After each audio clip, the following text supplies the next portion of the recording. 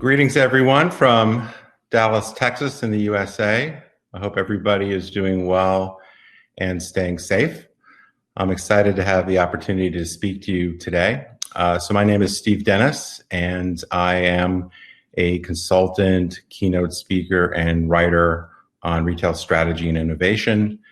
I have a book that came out just a few months ago called Remarkable Retail, and I'll be sharing some thoughts about the concepts in the book, as well as generally what I think some of the most important things going on in retail today are. So thanks for joining us.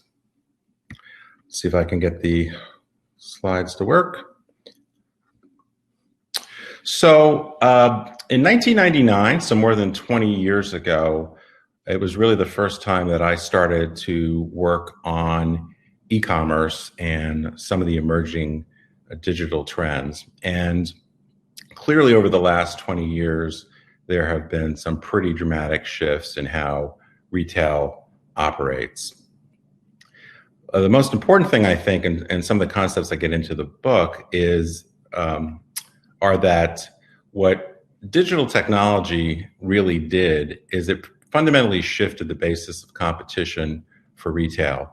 If you think about 20 years or so ago, in most places, retail was really driven by a certain amount of scarcity or lack. So 20 years ago, if you wanted to get information about which products you should buy, what price you might want to pay, etc., it was very, very hard to get. You basically had to actually go to a physical store and talk to a salesperson, or perhaps you looked at magazine ads, or maybe talked to your friend. But today, that information is readily available over the internet. Similarly, when it came to the products that you might want to buy, for the most part, again, you had to travel to a physical store to actually see what they had.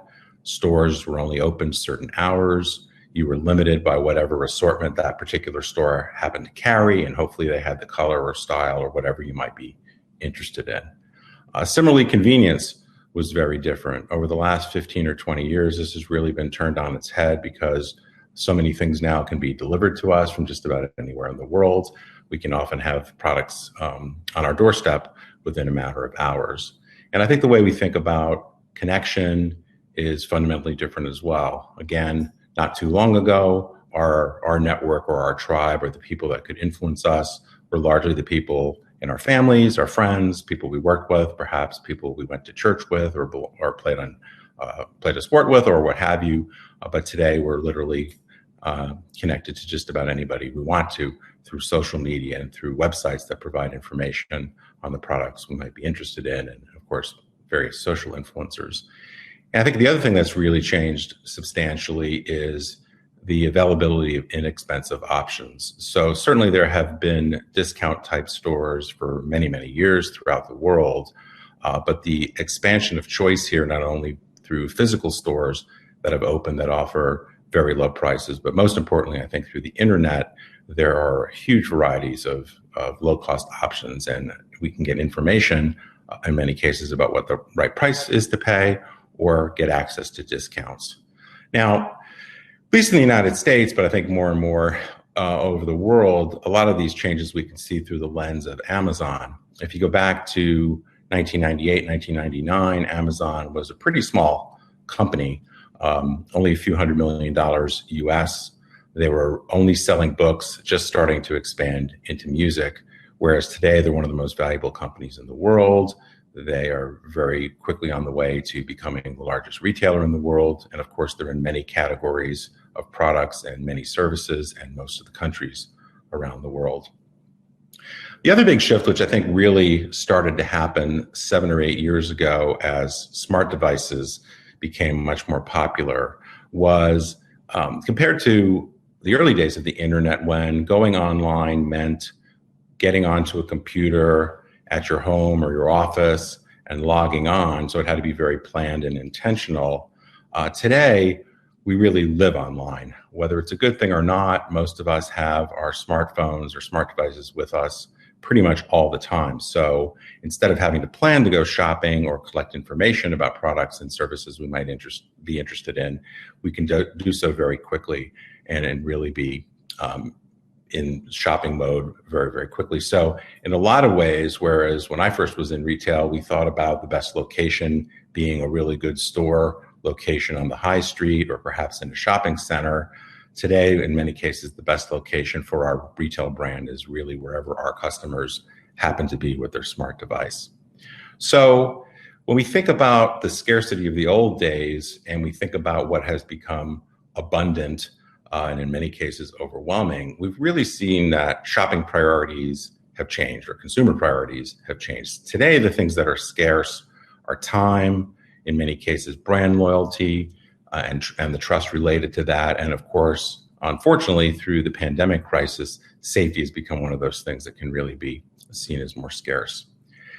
The other thing too, of course, is that it's a very noisy world. Customers are very distracted, oftentimes being on multiple devices or doing many things at the same time. There's advertising messages that are coming at it constantly. So there's this escalating battle for the customer's attention and even more importantly, for their engagement and for their spending.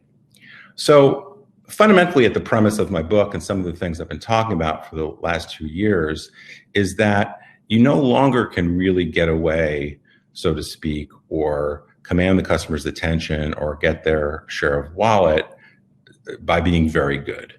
That there's so many choices, so many substitutes available that it's very easy to be ignored unless you're really among the best in the business.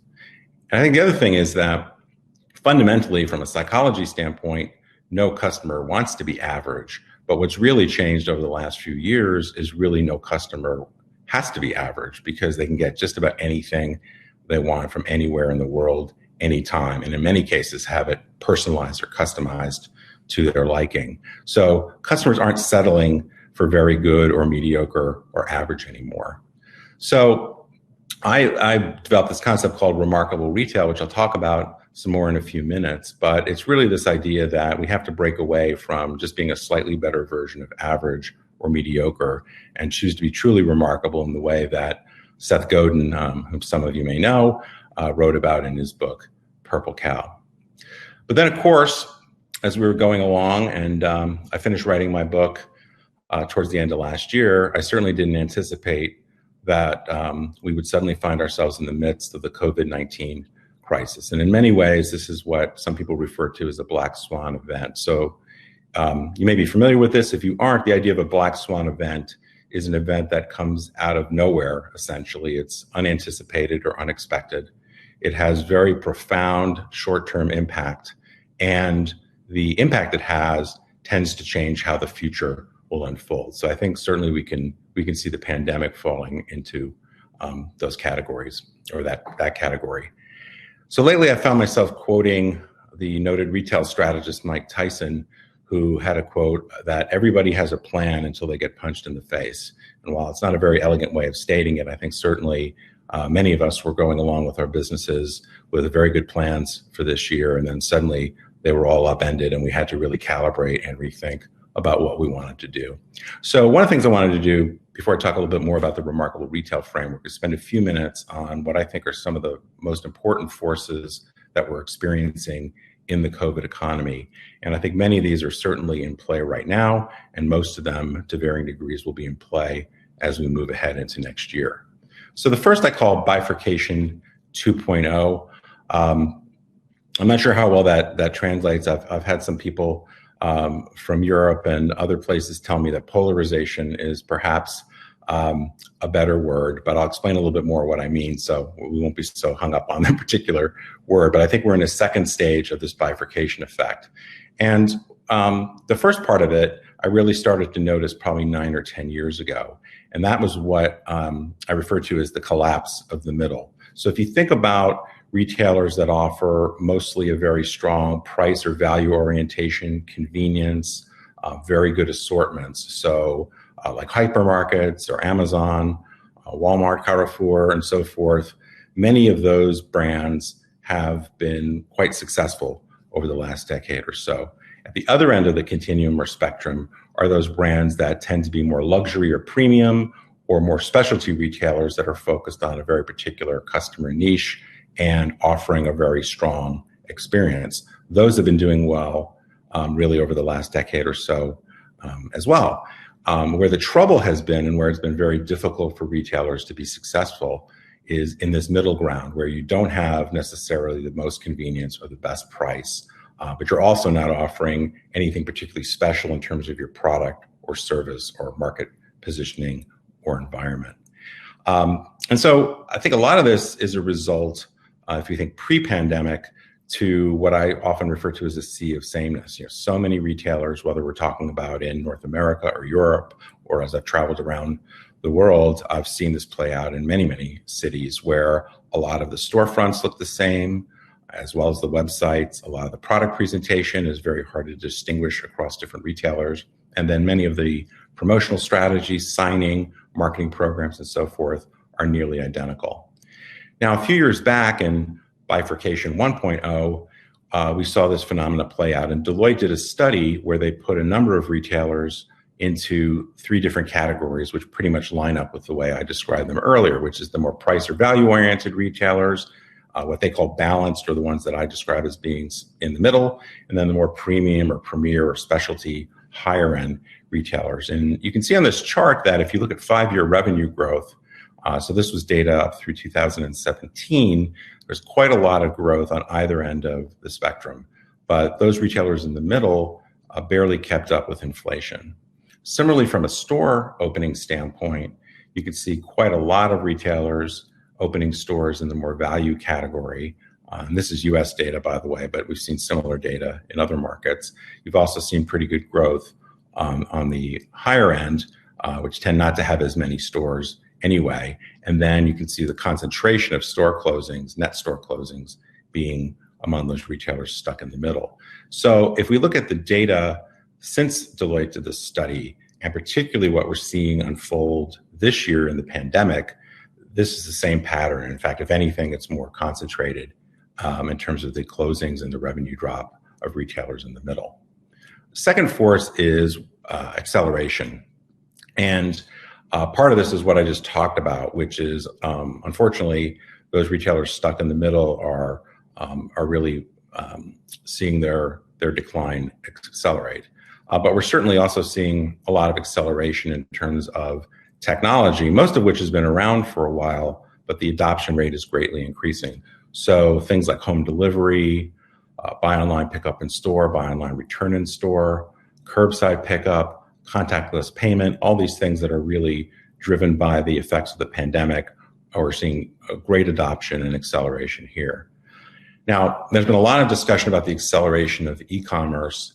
This data is a couple months old now, but in the US and in a lot of other markets, we've seen a tremendous increase in e-commerce overall and in the penetration of online shopping to the total market. Now, some of that percentage gain is obviously due to physical stores being closed in many parts of the world. So even if you wanted to shop in a store, you couldn't. But obviously, in general, consumers are a little bit reluctant to traffic stores. So as more stores open, assuming we don't go into significant shutdown again, I think we'll see this growth moderate. So I don't personally believe that these ideas of 10 years or so of e-commerce acceleration will turn out to be true. I think it'll be more like 2 or 3, but there's no question that online shopping adoption has picked up considerably, and many of those trends will persist. Now, one of the things that's going to have to be sorted out is the underlying profitability of e-commerce, because one of the things that sometimes get ignored in all these stories is that a lot of e-commerce is still really pretty unprofitable. And so some of that relates to the average order value of an online, or the average profitability of an online order being less than an order that's fulfilled in a store. In some cases, particularly what we've seen over the last 6 months or so, some of these new features like home delivery or fulfillment of online orders from stores tend to be disproportionately expensive. So I think as time goes on, retailers are going to have to figure out how to adjust that mix to be more profitable, or in many cases make significant capital investments to be able to get the scale they need. So I think this will also be a bit of a moderating factor as we hopefully start to come out of the pandemic crisis. Third trend is contraction, and obviously most developed markets we've seen the gross national product declined pretty significantly. But this is also a function of a lot of retailers major retailers being in trouble, particularly those that are heavily concentrated in apparel, which has been one of the worst hit markets, as I'll show you in a second. But clearly there are a lot of categories where this contracted spending is likely to continue for a while, primarily because either the consumer is not needing these products to, for example, travel or work in an office, or perhaps go to an event that might require fancier clothing. But in other cases, it's driven by economics. So this is just one example of a category that the consulting firm Bain & Company looked at, which is the personal luxury goods market. And these are global numbers. And you can see they've mapped out a few different scenarios here, which I think largely have to do with how various markets come back from the effects of the pandemic. But regardless of which scenario you pick, you can see quite significant declines for the entire year, and we'll see how this plays out in 2021. This is more of a US phenomenon, I realize, but we're seeing quite a lot of contraction on the part of regional malls, regional shopping centers. Many of the second-tier shopping centers are in significant trouble, major vacancies. Many of them are closing or will close or go through some massive kind of repurposing to different uses. I think the better shopping centers, for the most part, will be fine, but certainly there's a large percentage that are in significant or having significant difficulties. Again, U.S. data, but as you may know, the U.S. market, but also several other markets around Europe and Canada, and I think Australia, really have far too much retail space for the amount of demand. And this was true before the pandemic. So in the US, and I think the UK had a similar pattern, we saw record store closings in 2019, even more store closings last year than we saw during the financial crisis. Still remains to be seen how the rest of this year is going to go, but I believe we just passed that number of store closings already, and many people think we might have as many as 20 or even 25,000 stores closing in the US. So a lot of this is a rebalancing of overbuilding for many, many years, but obviously the pandemic is having a significant effect as well. The fourth one, and I think this is the one in some cases which is the most interesting because it's really a very new phenomenon, is the way spending is being reallocated to different categories. And so much of this is driven by what you might call the new essentials. So work from home in particular has driven distorted spending in a lot of categories, office equipment, casual clothing, and things that really are based upon the way people are spending their lives today compared to the way they did before the pandemic. But we're also seeing spending on health and fitness. The bike seller and subscription service Peloton has been growing like crazy. And in fact, I think you can't even get a Peloton bike for about 3 months now. Obviously, people are spending more time at home, so they want their homes to look nicer if they have the money. They're also spending more time on streaming services. And so seeing quite distorted spending. So one look at it is some of the year-over-year performance by different categories. This is a pretty high-level view, but you can certainly see the great increase in e-commerce sales and in things like fitness-related equipment, while at the same time, things like apparel have really fallen off a cliff. Last one I want to talk about is consolidation. And I think what we've really seen is that those retailers, obviously, that had challenging business propositions, but also very weak balance sheets and cash positions, those are the ones that are going through bankruptcy or in some cases liquidation. But there are some companies, whether they're retailers or they're investment companies in retail, that do have very strong balance sheets and have the financial liquidity to pursue some different strategies. So I think this is a very unfortunate outcome of the pandemic, is that some of the weaker or smaller businesses are the ones that are going to go away or have to really pull back, whereas many of the stronger players, this will be an opportunity for them to not only consolidate market share as stores close or competitors go out of business, but also in many cases, as we've already started to see, and I think this will pick up quite a lot in the next 6 months, many of them are going out and making acquisitions of assets or entire businesses. And so again, more consolidation around some of the bigger players. So I've been saying this for several years now, that the weaker players in retail are edging ever closer to a precipice and risk going over it if they don't make massive change. Obviously, what we've seen through the pandemic crisis has really accelerated this, but still, particularly if certain sectors are very slow to recover, it puts more and more pressure on retailers to really change their business model and become more differentiated. So the question, I think, and what I'd like to spend a few more minutes on, is how in this world of abundance, in this noisy world where customers are distracted and have just so many choices and so many brands competing for their attention, how do we create a compelling, intensely relevant business model to stand out among the competition and all the noise? And so over the last several years, I've developed this framework, which I go through, in depth in my book called The 8 Essentials of Remarkable Retail. And here you can see all 8. Because of the time I have today, I'm only going to talk about a couple of these, but just to orient you a little bit to it, what I tried to do is I leverage my own experience working at retailers and in consulting and studying companies over the last decade or so, is really understand those particular elements that help define the winners and the losers. And what I found, even though retail is a huge industry with a lot of variety, what I found pretty consistently is that these elements were all in play in these winning retailers to varying degrees. The first 6 are really what I'm calling almost table stakes. In other words, if you aren't quite good or proficient at them, you risk falling behind in most cases. The last 2 are really more the differentiators. So if you are good at them, they give you the chance to really set yourself apart from the competition and really grow market share and share of wallet. But just to give you a flavor for this in the time I have left, I'm going to talk about number 3, which I call harmonized, and then I'll talk about number 8, which I call radical.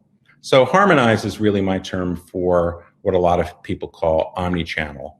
And it's really this idea of one brand operating in many channels and really seeing the customer as the channel, not getting hung up in organizational silos. So my experience has been that retailers that really struggle to create this unified customer experience often are very siloed in their operations. So they may have an online division and a physical store division, but it goes beyond that. In many cases, having siloed data, having siloed systems and inventory, and perhaps ways of measuring their business that are really focused on the different channels. And anytime you have, or at least in my experience, anytime you've got that sort of setup, it makes it very difficult for you to really be responsive to the way the world has become pre-pandemic, but certainly as we move ahead.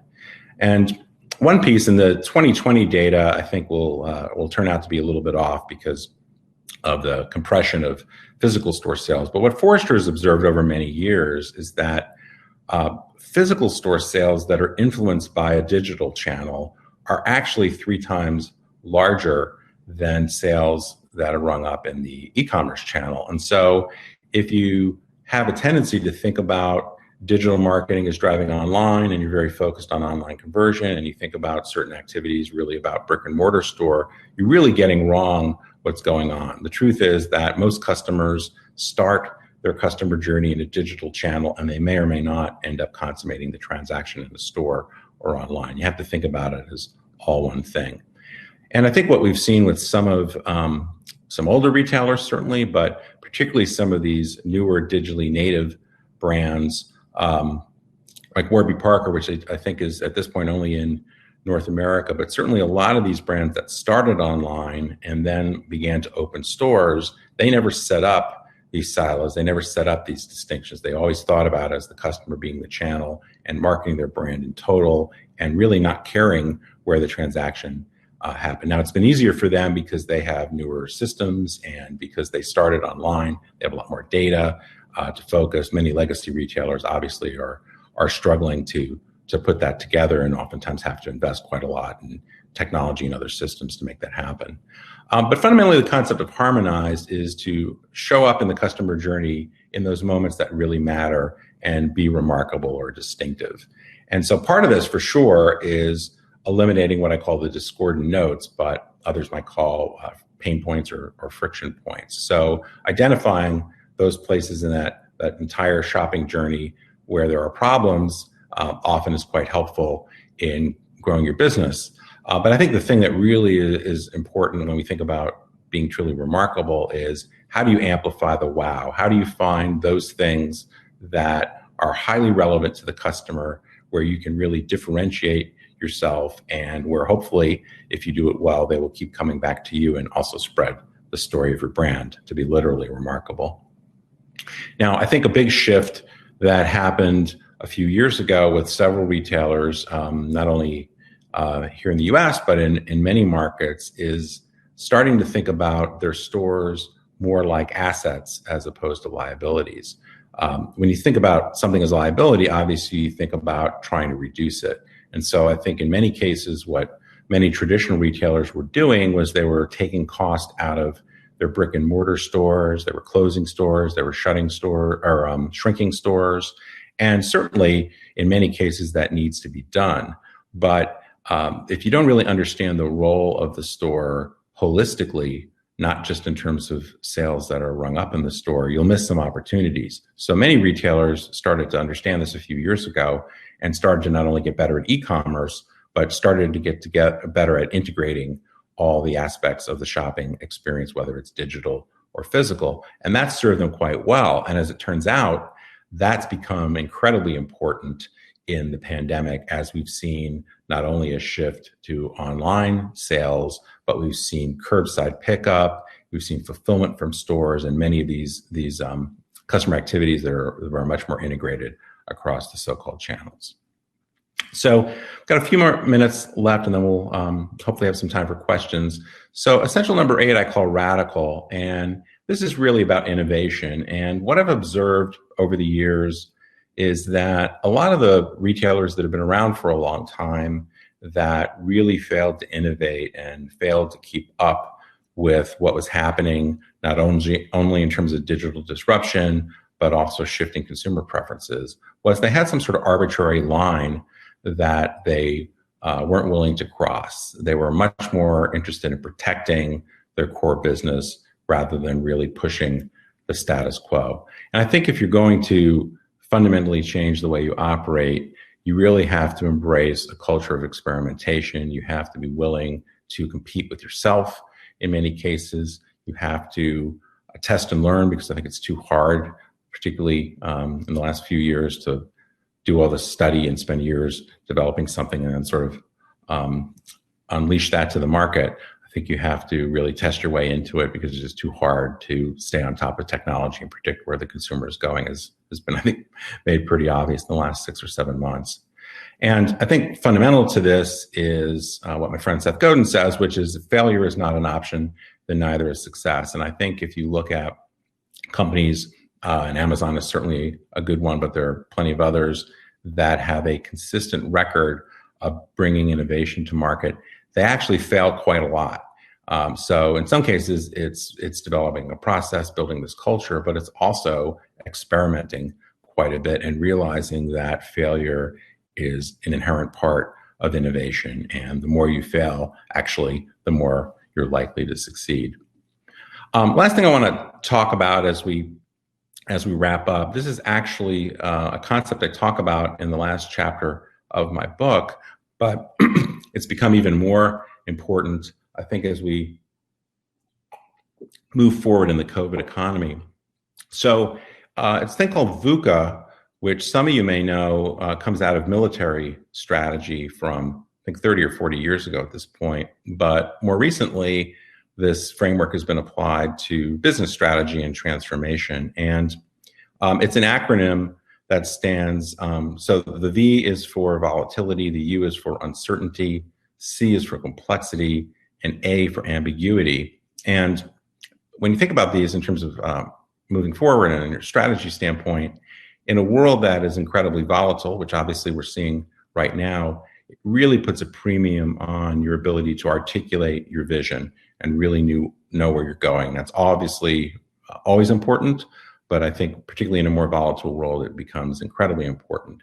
When there's uncertainty, you really have to push for deep understanding. I think most often today, that relates to understanding customers very deeply and mapping out these customer journeys and understanding where the discordant notes are and where the opportunities to amplify are. But certainly this can be understanding where technology is moving or understanding emerging competitors and so forth. When it comes to how complex most businesses are today, and certainly retail is among them, you need to really bring clarity to your strategy and to your key initiatives and focus on them appropriately. And the last one, which I think is really particularly important in the COVID world, is there's so much ambiguity. Obviously, there are various points of view around how to handle the pandemic, when we'll have a vaccine, and so forth. But the reality is nobody knows how this is going to unfold. Nobody knows whether there will be more lockdowns and what really the future looks like. And so when you've got that much ambiguity, you have to build agility into your fundamental business model. So let me just wrap up with a quote that I really like. And again, this is a quotation that I include in the book, so it did not have anything to do with my anticipation of the world we would be in this year. But it's this idea that you can't stop the waves, that the waves are inevitable. Sometimes they come at you faster or higher, and you're not going to always know that. But the more agile you are, the more you learn to surf, the more likely you are to be successful. So let me stop there. And thanks for your attention. Here's a little bit of contact information if you want to email me or check out my website or check out my book. But I think with that, we have some time for some questions. So let me take a quick look. Hold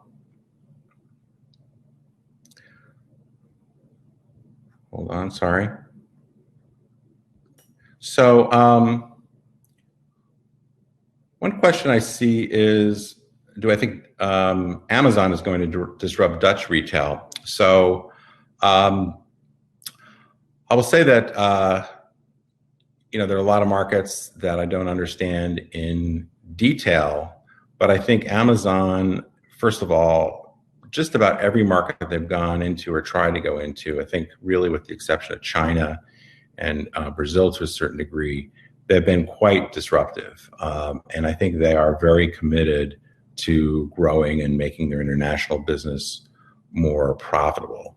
So from that standpoint, I think it's inevitable. I don't know enough about their specific plans for the Dutch market, but I would expect that will happen. The thing I would say, and I go into in a fair amount of detail in the book, is you have to be really careful in terms of how you approach competing with Amazon. There absolutely are many things that one can learn from Amazon's strategy and how they approach business and so forth. So I would absolutely study Amazon in detail.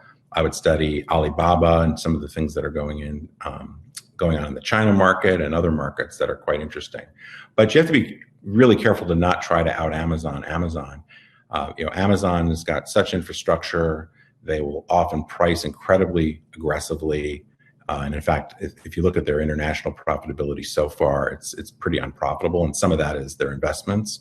But some of that, I think, is how aggressive they are about trying to grab market share. So if you're going to try to go head-to-head with Amazon on price, if you're going to try to go head-to-head with Amazon on delivery speed and assortment and some of these other things, you're probably not going to win. So I think the key is to really figure out how you can be different from Amazon, maybe incorporate some of their fundamental things because those are becoming basic customer expectations. But how do you create differentiated product, differentiated service, or go deep on a particular customer segment that's really not at the heart of what Amazon's trying to do? Sorry, I'm trying to read these questions.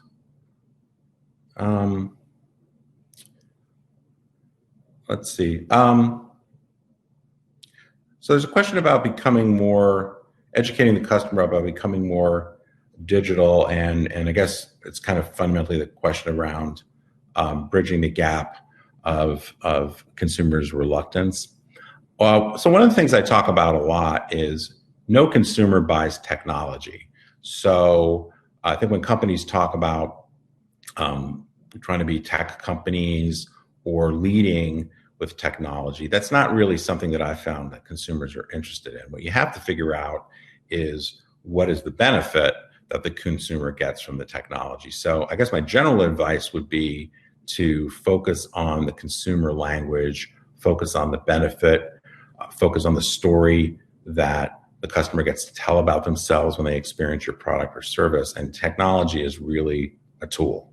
So that I guess would be my general advice. Other question, which retailers do I think are most future-proof? So I think I'd go back a little bit to what I described about the two ends of the spectrum. So I think there are a set of retailers on the value side, Amazon being the most obvious one, but I think retailers, Aldi, Lidl, IKEA, I think there are many brands that have that strong value orientation, that have a very clear customer focus, have a very clear product and service strategy that, and scale, frankly, that are in pretty good shape because there aren't easy substitutes, so to speak, for them. And similarly, I think on the high end, there are a lot of retailers that have that as well. And what they're doing, I think, is really creating a brand image and experience that's very difficult to duplicate. I mean, the best one is probably Apple, but I would say Sephora, here in the States, Restoration Hardware. I don't think they've expanded internationally yet. A home furnishing store, which is doing some incredible things. But I think what they do is they really hone in on a particular customer segment. They figure out what's really valuable to that customer, and then they really drive at it very, very hard. And they're future-proof mainly because they aren't selling something that an Amazon or some of these, or Walmart or some of these very price-oriented, huge-scale operators have. Let's see if there are any other questions before we wrap up. So last call. If you have a question, put it in the chat box. I'll try to handle it. If experience has become a buzzword, how can retailers nowadays make sure the experience they offer stands out from others? So yeah, I agree. I mean, I think experience is a word that gets thrown around a lot. Frankly, I think all of retail is an experience in many ways. I think what people are pointing to when they're pointing to an experience, or they're talking about an experience, is really something that involves more of the senses, that tends to be enjoyed in person more, enabled by technology. So one, I do think you have to define, when we talk about experience, what exactly are we talking about? Because I certainly don't think it's just a matter of putting an espresso bar in your store or something like that. But again, I would go back to the customer journey.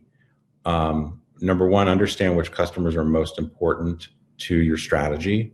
Understand what they value very deeply. And as you look through the customer journey and you figure out which things really differentiate yourself from the competition, which things can be proprietary to your company. So proprietary because you have technology that you can protect, but most often it's because you've built the scale, the brand image, the history, the culture to support that. You know, most things that some of the great brands that have great experiences, like Apple, have are not built on proprietary technology. They're built on really understanding what their brand is about, why their brand exists, and then really driving against that over a matter of years and bringing all aspects in terms of the service experience and the visual environment and everything behind it together. All right, I think that might be it. Wait, one more. Oh, thank you. I appreciate the thanks. So you have my contact information. So if something occurs to you after the fact here and you want to reach out, feel free to email me and I will do my best to get back to you.